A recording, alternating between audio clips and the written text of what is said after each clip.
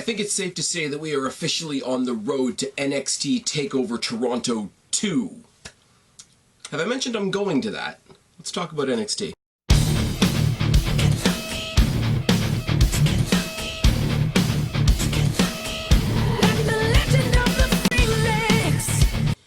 What's going on, everybody? It's your buddy, it's your pal, Spaz Phoenix, the YWC Reality Check, here with your NXT review for June 19th, 2019. Housekeeping as we go.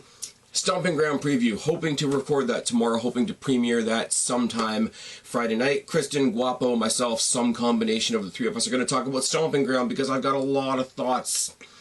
I've got a lot of things to say about the main roster. Got a lot of things to say going into Stomping Ground. It's a pretty bland looking pay-per-view, which only means that one of two things is going to happen. Either it's going to be complete shit, or sorry, one of three things I should say, my bad. It's either going to be as bland as it looks, something amazing is going to happen, or something bullshit is going to happen. Come join myself, Christian Guapo, whenever I preview that video. As I say, should be going out Friday. Go back on the channel, check out my coverage, as brief as it was, of the Saudi Arabia show. It was there. Undertaker Goldberg was sad, etc., etc. Guapo and I finally got around to doing a semi-review of the AEW, first ever AEW pay-per-view that was Double or Nothing. Really, really fun show. Think they got away with some stuff that the fans wouldn't have let WWE get away with, and that's basically the tone of the video. Overall, I want to say this before you check out that video. I do look at it through that hypocritical lens, but I do want to say I did enjoy the show. I do look forward to doing more, and if the free streaming thing for Fyter Fest is indeed a thing, that'll be great. If it's not, I don't know quite what I'm going to do, to be honest, but whatever I do, I'll get Guapo on there as my AEW guy, and we'll go from there. You guys know the drill. If you want your questions to be answered in the next Q&A, go back to the WrestleMania Q&A, put your questions down in the box below, and we will get to that as we get to it. Now, catching my breath because it's really hot in Canada. I know Canada's stereotypically cold, whatever, but it's fucking hot. I'm, you know, getting old, and I'm cranky, and I'm fat, and I'm hot. So what do you want me to say?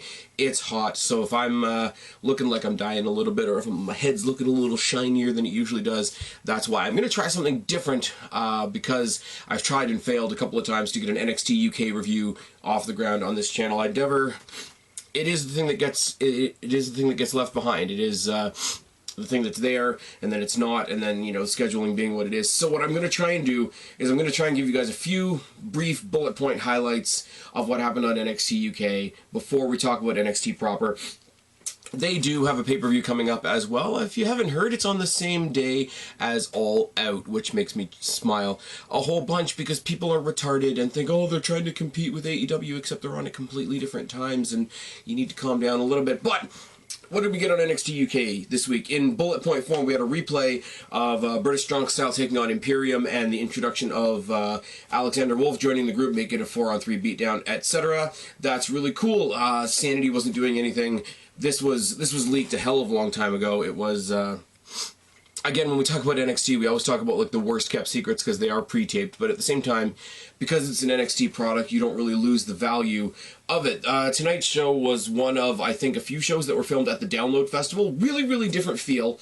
They're in a tent, and the bottom line of that is it's very much akin to what happened at Access, as they are doing their own thing, but there's definitely other stuff going on. And because it's a rock festival, I've never been to the Download Festival. I've been to Uproar, I've been to Mayhem and Carnage and whatever back in the day, hosted here in Toronto at Molson Park, but that's forever and a day ago. Got to see Disturbed and Slipknot live. Disturbed is awesome, Slipknot's but they're doing the theme for NXT now, so what can I say? That was a tangent that wasn't necessary. It was cool to see because it was a very fourth wall breaking thing. Not only literally could you see out of the fourth wall of the tent, but also you could definitely get the impact of the other things happening around them. You could hear the concerts going on outside the tent, and it made it for a very, very different, very unique atmosphere, especially for a televised show. Kenny Williams lost to Cassius Ohno because they keep giving Cassius Ohno wins for reasons. Imperium cut a promo, and let me just say, I like the idea this super serious, you know, basically wall of people, but they shouldn't be cutting promos like they do, and they keep getting around to the same thing over and over. This mat is sacred, and we're going to defend this mat because this is our sport, and they speak slowly on purpose, and I get it, they're heels, they're getting heel heat, etc. But they finally get around to the fact that Travis Banks is the #1 contender. They talk some shit about him. Travis Banks comes out onto the rampway. He fires back with some promo shit of his own. Pretty generic, picture a UK version of babyface Sami Zayn, and that's what you get out of him. And the title match is next week, and that's wonderful.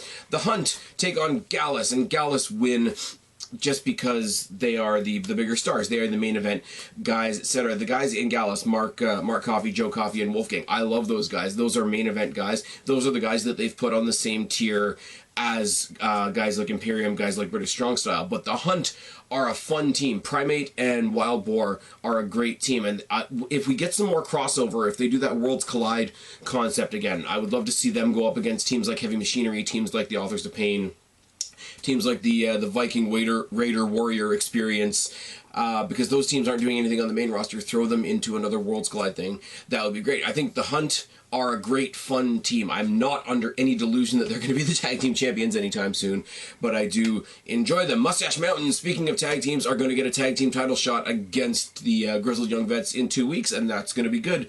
They have a women's #1 contender battle royal in the main event, and this was a hell of a spotlight.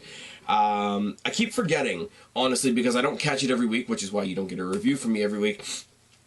I keep forgetting just how many women they have on their particular roster that I really like. You got the Xia Brooksides and the Ela Dawns and the Kaylee Rays and the Killer Kellys. Rhea Ripley, obviously you guys have heard me talk a lot about her, along with Piper Niven. I haven't been watching since they added Alpha Female. I can't think of her new name. It's Jazzy Gabbert, or they keep pronouncing it Gabber. But she's basically playing the heavy for Ginny, and I still could not be paid to give a shit about Ginny, guys. I'm sorry. They got Candy Floss in there, and she's the lovable jobber, which is great. They did a great thing here because they had the all the big characters were going at each other. Obviously, Piper Niven had her moments with Alpha Female. We had this really cool spot where Xia Li, near the end, was going to take advantage of Piper Niven and Rhea Ripley, the two biggest women left in the match, eliminating them both and thinking she got the win. But then Kaylee Ray, who had been tossed out but not eliminated, came back and blindsided Xia Brookside for the ultimate heel. Xia Brookside, she was so close and yet so far.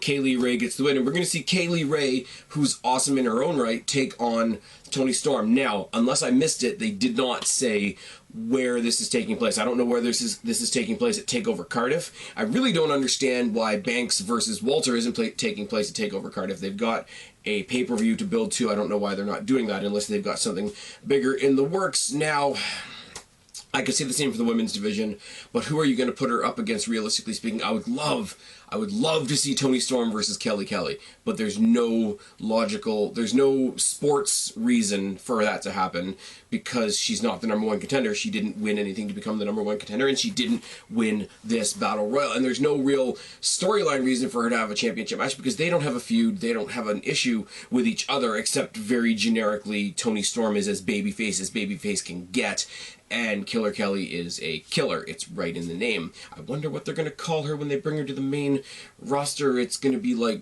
Cuddler Kelly, isn't it? It's going to be something really stupid. Stay in NXT in the UK and down in Florida. Just stay in NXT. Tyler Breeze has got the right idea. If you've been pulled, pull back. But, yeah, that was that. We finished off with Kaylee Ray winning, and she's sort of got like a hardcore edge to her attitude, and to hear her win while the rock bands were playing outside, it all sort of kind of fit. I mean, rock music and wrestling always kind of goes together. I know that's a very generic thing to say. Everybody's got their own taste in music, rah-de-rah-de-rah. But it's why we complain when pay-per-views get a pop or a rap or a synth type of theme. I can't even think of the name of the theme for Stomping Ground. It doesn't really matter. Look at the logo is a boot. Tomorrow night's going to be fun. We're going to take apart that show, are we not? But, you know, we get the NXT Loud, that hashtag that they came up with. But, you know, Triple H or whoever is working under Triple H to find the themes for the takeovers and the UK takeover, it's good. Like, you used to have Metallica and Limp Bizkit, and I think they had I think they had Linkin Park at one point, but WWE is how I discovered Evanescence. They're sort of how I discovered Hailstorm, but not really. Like, it used to be good. You used to have kick-ass music when you were about to watch people kick each other's asses, and you got a pay-per-view coming up on Sunday where the tagline is literally, hey guys, come watch us, we're being edgy, we're saying ass, we're kicking ass and taking names, and I still don't think that they've chosen, I don't know what the music is. I really don't, but nothing has stuck out to me as, you know, hey, that's really cool. You know what stuck out to me as, hey, that's really cool? Last year, or was it the year before that, when Ember Moon came to the ring and Lizzie Hale, who is my fucking music goddess, actually sang the War Goddess down to the ring. That was badass. There's nothing musically or otherwise happening on the main roster that's badass right now, except for Bray Wyatt. And we're going to talk about that tomorrow, and except for Aleister Black, which is not an opinion of mine that other people seem to be sharing, but I'm going to talk about that a lot in the preview as well, just because I feel like sticking in other topics to fill out the video. Let's talk about NXT proper now. NXT for June 19th, 2019. We're back in Full Sail, and the Undisputed Era are out to celebrate Adam Cole being the NXT champ. How good was that fucking match? Now, I want to say to you guys, and I'm going to say this for the next couple of weeks, because I'm going to NXT, and I'm not saying this to big time anybody or anything like that, but I am going to NXT TakeOver Toronto too. It's in my backyard. I'm extra excited, so it's going to be a lot harder for me to be down on a show for the next couple of weeks, because we're building up to a show that, and I've read a lot of spoilers. People have sent me a lot of spoilers, like, hey, and I appreciate it in a way. I love the interaction, I really do. People that know what I like and know what I want to see when I go there, and selfishly, you know, the matches I want to see and whatnot. Hey, Spaz, have you heard about this? Aren't you happy about this? And it's like, yes, but I want to discover it at the time, and, you know, I want to pick and choose my spoilers. But that being said, I've read a couple of spoilers, and I know a lot of the cool shit we've got coming up, and I cannot look forward to NXT TakeOver Toronto anymore. It's really going to be, and I'm rambling again, we haven't even started the NXT review yet. It's really going to be a battle for me, guys. And yeah, I know, poor me. You know, I've got this guilt of riches that I'm going to be diving into that weekend. It really is going to be hard for me to decide what the highlight of that weekend is going to be, because I am going to Raw, I am going to SmackDown, so obviously I'm going to see 205 Live as well. I am going to SummerSlam, which I still hold out high hope that is going to be a good show, even though it's a main roster show, whatever. I am going to TakeOver. I'm thinking about going to the Ziggler stand-up show. I don't know. I don't know whether it's going to fit into my weekend. But I am also going to the Destiny Icons show on Friday, where the main event, as I understand it right now, is SCU versus OVE. Now, the last time I checked, I reached out, and again, I follow them, they follow me, which is mind-boggling to me that a wrestling company is following me on Twitter and Facebook, whatever. I tried to find out whether this was going to be televised in any way, shape, or form. Apparently it's not, because the people involved have the contracts where, you know, they can go and be in other promotions in North America, but they can't be televised. It's very much why none of the Pete Dunne matches for Destiny were ever televised. I'm pretty sure. I don't want to speak out of turn, but I'm pretty sure that's what it was. So unfortunately, as I understand it, the Destiny Icons 2 show will not be streamed anywhere, so I won't be inundating you guys with as many, oh, look at this match, look at this match, look at this match. But I will say right now, Josh Alexander, our champion, is going to be defending against somebody. You've all heard me talk about Hardcore Channing Decker. He's going to have a match against some dude that I'm really not that familiar with, and it's going to be in a cage match. But he also has Destiny's version of a Money in the Bank briefcase, and I'm really hoping, as much as I like Josh Alexander, as much as Josh Alexander is our guy, I'm really hoping that that's the night Channing Decker cashes in his briefcase, because this is the one event for them, and I'm really rambling about a company that you guys don't know now, but this is the one event for them that actually takes them out of the Don Koloff, which is the gym associated with Santino Marella and a bunch of other things. But they are actually going to it's up here. I can't think of the name of it, but just hold on one second. It's the Annapolis Hall in Mississauga, Ontario. So if you're in the GTA, buy the tickets. It's August 9th. It's the Friday of SummerSlam weekend. But as I say right now, there's going to be a title match in there at some point. There's going to be some women's matches in there at some point. Tenille Dashwood is going to be there. Joey Ryan is going to be there. I'm really hoping Tenille Dashwood is taking on Shotzi Blackheart. I don't have a clue who Josh Alexander is defending against, but we're going to get SCU versus OVE. So that, combined with NXT, combined with everything else I'm seeing that weekend, I am almost embarrassed with Wrestling Riches that particular weekend. Why is my phone flashing at me? Why is that a thing? But NXT, the spoilers that I've gotten, getting back on point, have been...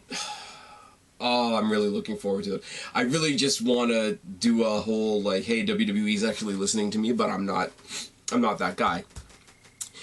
But going back to the actual episode, because I went on a big tangent there, like a huge, like, did you see the tangent that I just went on there? I was talking about Destiny, I was talking about the main roster, I was talking about my travel plans and going to a stand-up show, and now you guys are sitting there patiently, probably in the premiere, saying, Spaz, shut up and talk about NXT, which I'm going to do right now.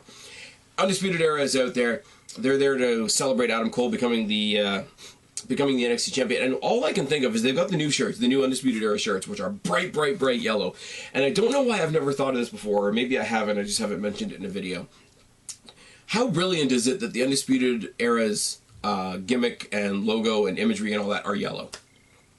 How simple but brilliant, how NXT brilliant is that when you talk about any character coming to any brand, be it NXT UK, be it 205 Live, be it Raw, SmackDown, Destiny, Impact, ROH, AEW, etc. Every one of them says some sort of version of we're going to take over, we are going to become the image of this brand, we are going to become what you think of when you think of this brand. Now, it's a simple thing, but you guys have seen the thumbnails that I do for these videos. What I sap out all the color except the yellow, because it's a theme.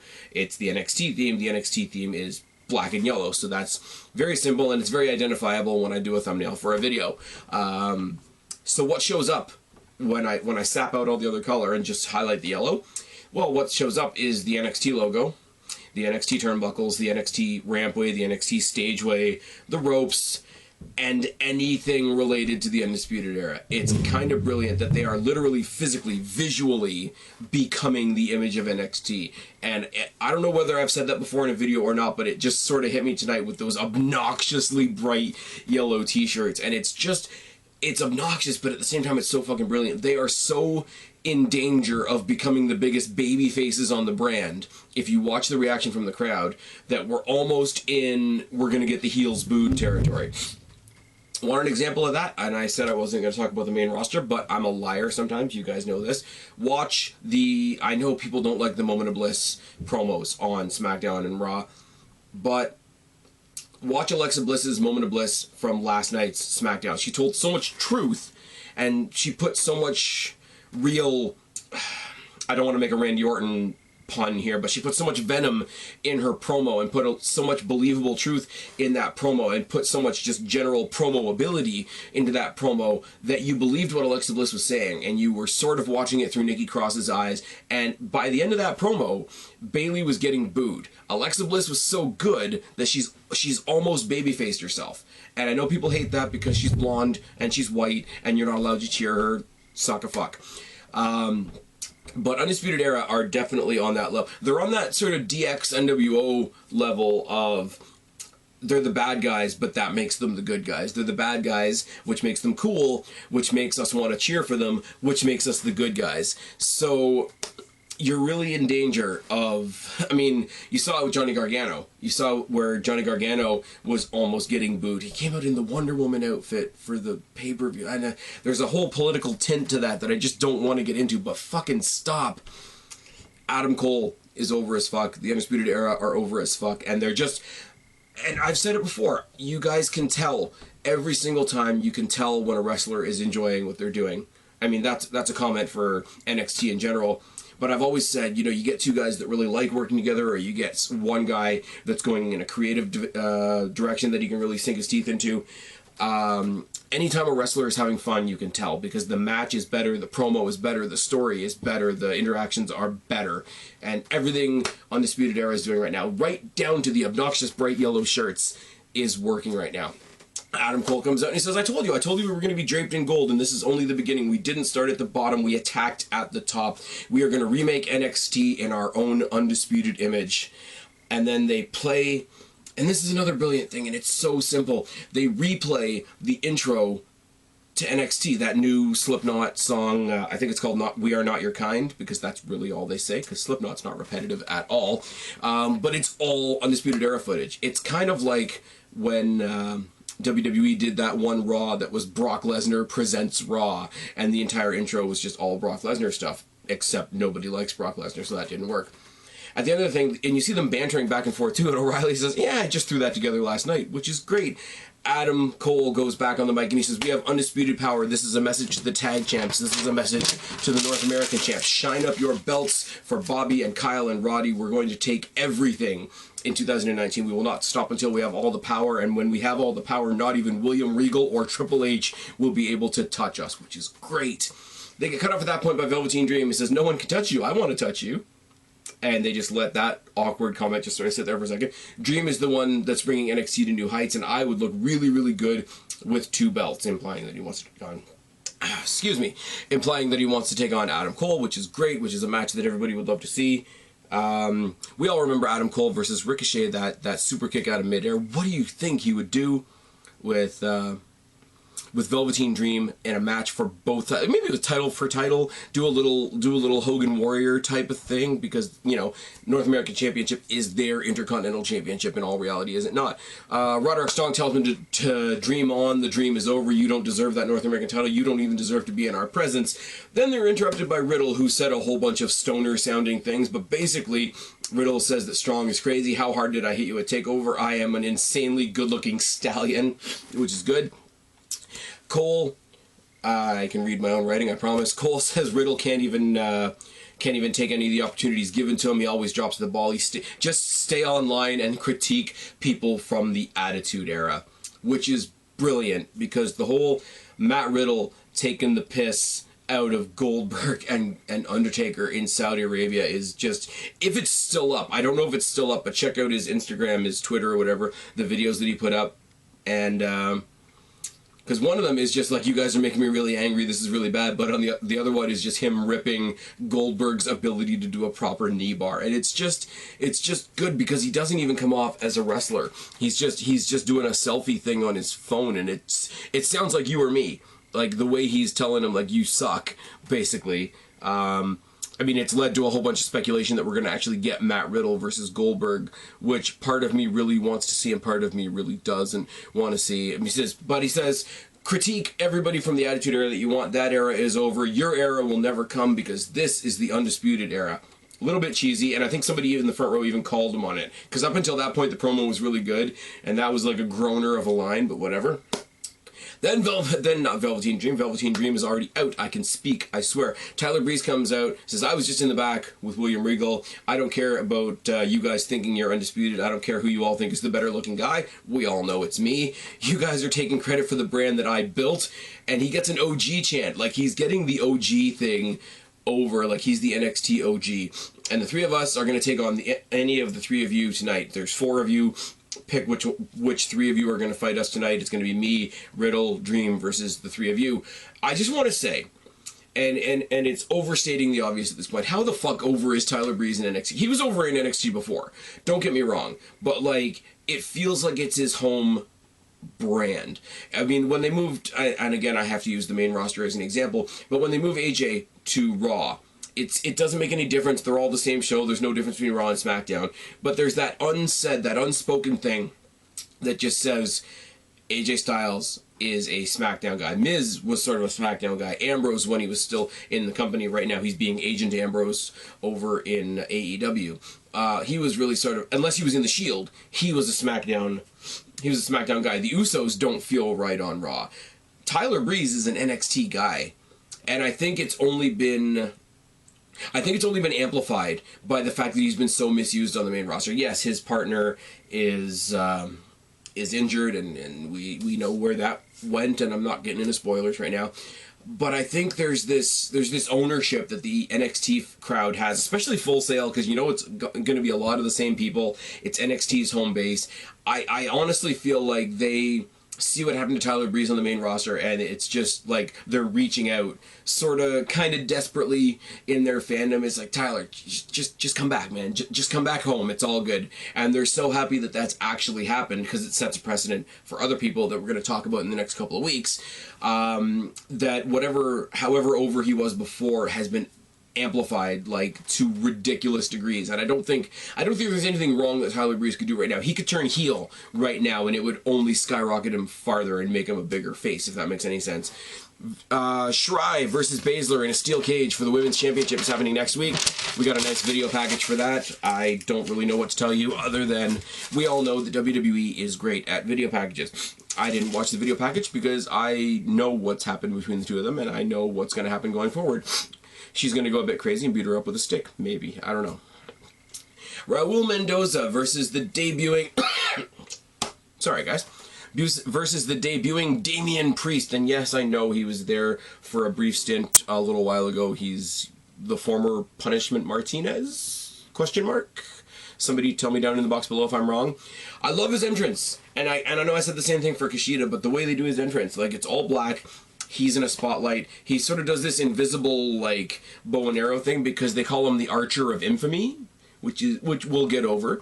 I'm sure it will. But when he does the bow and arrow thing, like, the screen lights up and the phrase "live forever" is on the screen, and then eventually that becomes Damien. Like, the "live forever" thing goes away, Damien Priest comes up. But the coolest thing, and we all know that big screen that sort of hovers over the ring in Full Sail, and it's a screen. It's not a screen that you look at from the side. It's a screen that you look straight up at, and he does the Archer thing again in the ring, right up. And I don't know why I'm actually doing the actions. That doesn't do anything for you guys other than maybe show off like half of my tattoo, which is fine. But he does that, and then the screen in the ceiling lights up, Damien Priest all in flames. Really, really cool. I'm going to say something here, and people are immediately going to think of Sting, and I really don't want you to think of Sting. This guy has an aura about him. If you ever see, like, we call the Sting with the black face paint and the white face paint, we call him Crow Sting. But if you've ever actually seen the original movie The Crow, the way the guy always carried himself in sort of a really calm demeanor and just sort of let the fight come to him, and he had this surreal... Brendan Lee was the actor. He had this really surreal way of just sort of observing the fight even when he was happening. He very much has that. He's got a lot of that and a little bit of Aleister Black in his aura. Now, I'm not very familiar with Punishment Martinez, so I'm basically seeing him for the first time, because the last time I saw him was on a random show, and I think he was jobbing out to somebody else. So this is, for all intents and purposes, the first time I'm seeing Damien Priest. This is his official debut on NXT, and it was really, really good. We start off with a big boot by Priest in a corner, beat down in a forearm. Priest claps the ears from behind and then hits him with a forearm to the back of the neck. Boot by Mendoza, some body shots and a roundhouse kick. Enziguri by Mendoza, who runs the ropes into a dropkick. Now, that was a nice spot. Now, if you picture Jeff Hardy doing something like Run the Rail when he runs across the safety rail, Mendoza, to his credit, managed to do that along the ropes into a dropkick, which was a really cool little spot.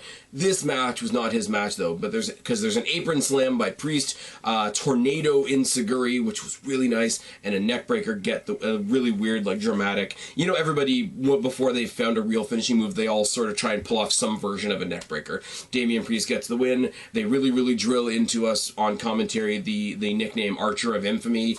I'm pretty sure that'll be on everybody's signs going forward. Oh, and by the way, shout out to JD from New York for hiring some plants to sit in the audience with signs with his name on them. Good shot. I mean, you almost fooled the rest of the world, except you didn't. William Regal in the back announces the NXT Breakout Tournament.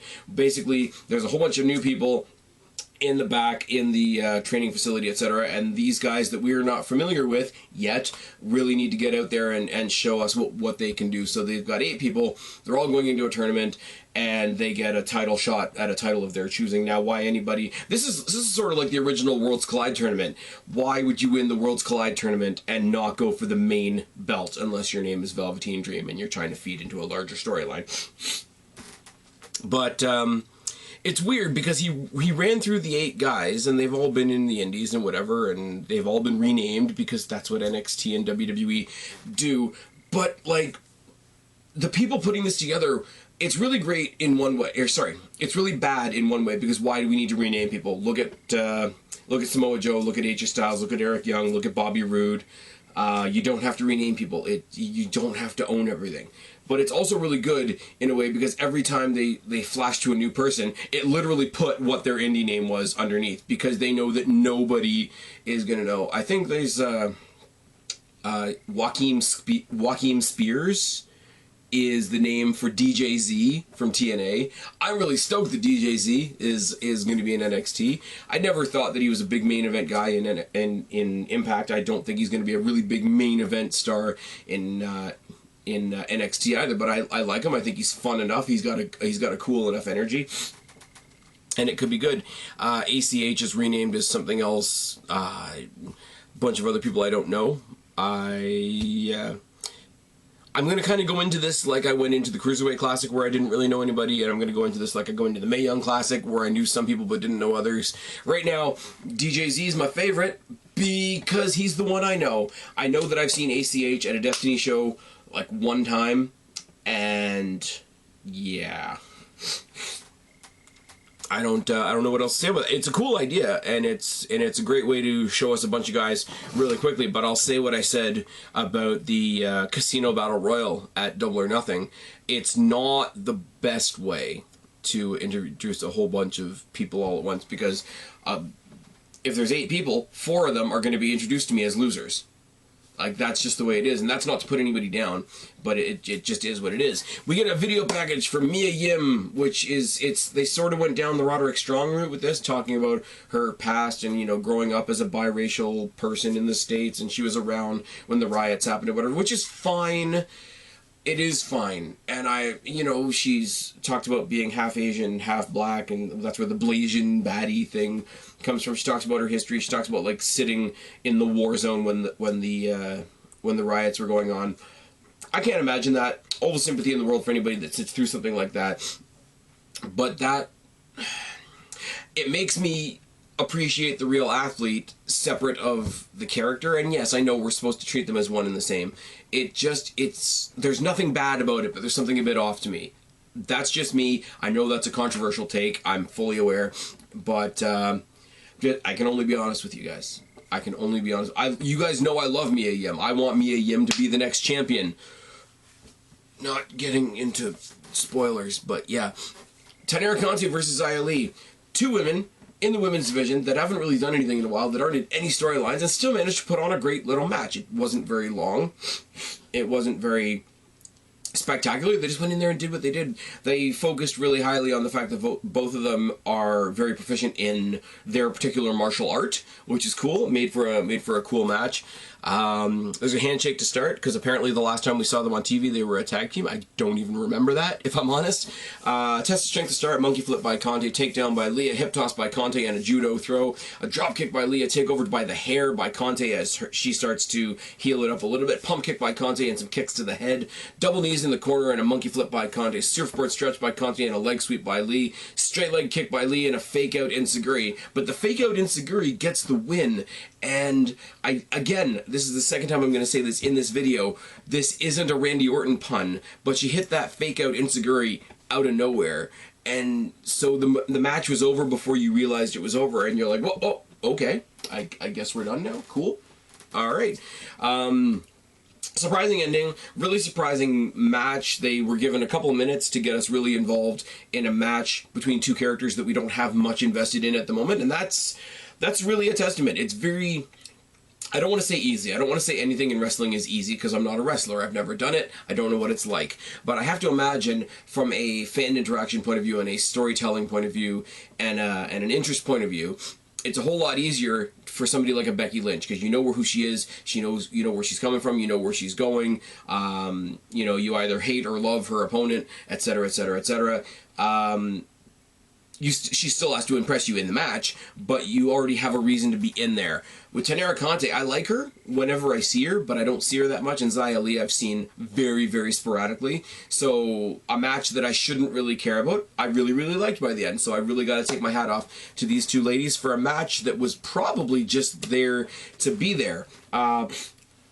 We see another episode of Street Talk from the Street Profits. This is the special championship edition. They announced that they're going to be facing the Forgotten Sons next week. I'm slowly coming around on the Forgotten Sons, guys. I think I said that last week. They're really going to do something. Jackson Riker, if they do something as a tag team, Jackson Riker needs to strike out and do something as an individual. I don't mean that to say that they need to break up the faction, but if they are achieving stuff as a tag team, their third member has to achieve something. Get him... I don't want to say get him in there against Velveteen Dream, because I think that'd be really weird, but then every combination with the Velveteen Dream is weird, because Velveteen Dream is pretty fucking weird. Then we have our main event. The Undisputed Era versus Breeze, Riddle, and Dream. This can only go well, right? There's not a little bit of ego in this match. Not at all. All 4 members of the Undisputed Era are announced because we don't know, even as far as the match starting, what 3 members of this 4-person team are actually going to be in the match. Eventually,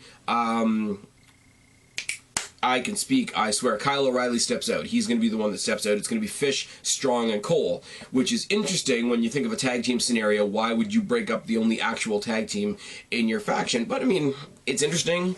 It's nothing that the opponents would have, in kayfabe, in story terms, it's nothing that the opponents would have imagined. Like, you would imagine Fish and O'Reilly and Strong, or Fish and O'Reilly and Cole. You wouldn't picture Strong and Cole and Fish. Sorry, guys, sinuses, the whole seasonal shit, it's gross, and I apologize. But Cole, Fish, and Strong, O'Reilly steps to the outside. Cole and Riddle start the match. There's a waistlock takedown by Riddle. He takes him down a couple of times.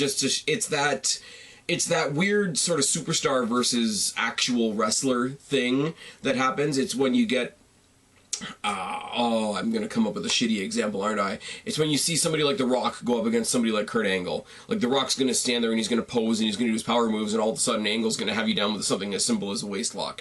Riddle is that at this point. Knee bar by Riddle, knee hole by Riddle, and a mud hole by Cole. Body shots by Fish and corner chops by Strong.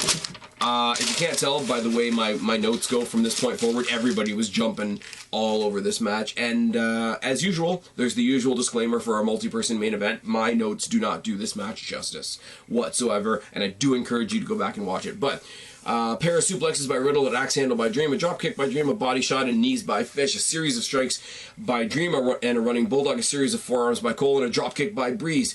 Tyler Breeze is very enigmatic in this match, in the sense of you really don't think of him as feuding with the Undisputed Era, because Riddle has and Dream has, but Breeze hasn't. So every time he tags in, you almost forget that he was there until he drops in, and it's a brand new pop, and it's a brand new reinvigorated response from the crowd as well. Cradle suplex by Riddle and a face lock, and then he works the midsection.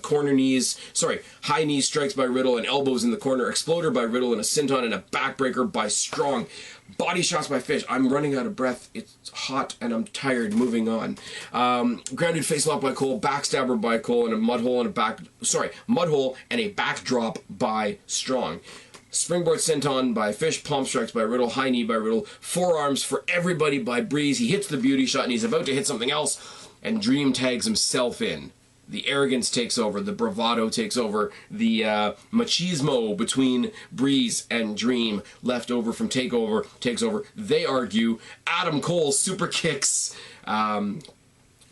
who's the third guy on their team? Adam Cole super kicks Matt Riddle off the apron while those two are fighting. Somebody, I think it's Velveteen Dream, kicks Adam Cole off the apron, but that's enough of a distraction. End of Heartache by Roderick Strong on Velveteen Dream, and Undisputed Era get the win. They go up the ramp, the UE symbol is up. I can't really do it because, it's fucked up like that. They've got, they're draped in all their... Well, one of them's draped in gold. Everybody else is just draped in yellow. Well, the 3 people that they... two of the 3... I can speak, I swear. I'm like a minute away from the video being over and the words just aren't coming anymore. 2 of the 3 people that they just beat are bickering in the ring while Matt Riddle's like, fucking, come on, guys. And the sinister smirk of Adam Cole passes from him to all his teammates as the guys that they just beat aren't coming after them, they're going at each other. And like, how are Adam Cole and the Undisputed Era not standing on top of the fucking world right now? What do you want to see going forward? Do you want to see Adam Cole versus Matt Riddle? Do you want to see Adam Cole versus Tyler Breeze? How fucking good would that be? Jackson Riker versus Velveteen Dream. How the fuck did I come up with that earlier? I don't know. But what I do know is next week we're getting the Forgotten Sons versus the Street Profits, and we're getting Shirai versus Baszler in a steel cage for the Women's Championship. How are you not excited about NXT right now? Words. I hope, not hoop.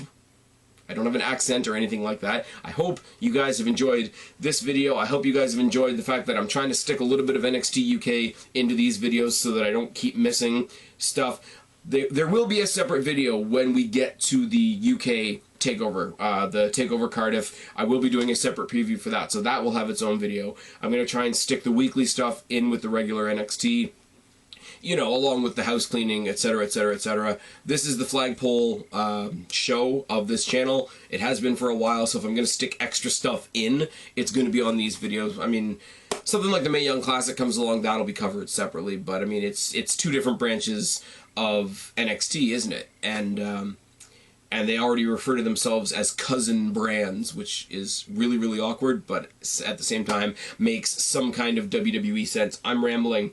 I'm going to lose track of my words eventually. It's very hot. I don't like the summer. I've been Spaz, your YWC reality check. Subscribe up there. Talk down there. Start a conversation. Keep all these conversations going. Don't be a stranger. I will talk to each and every last one of you later, but for right now, I am tagging out. Bye, guys. Freak like me.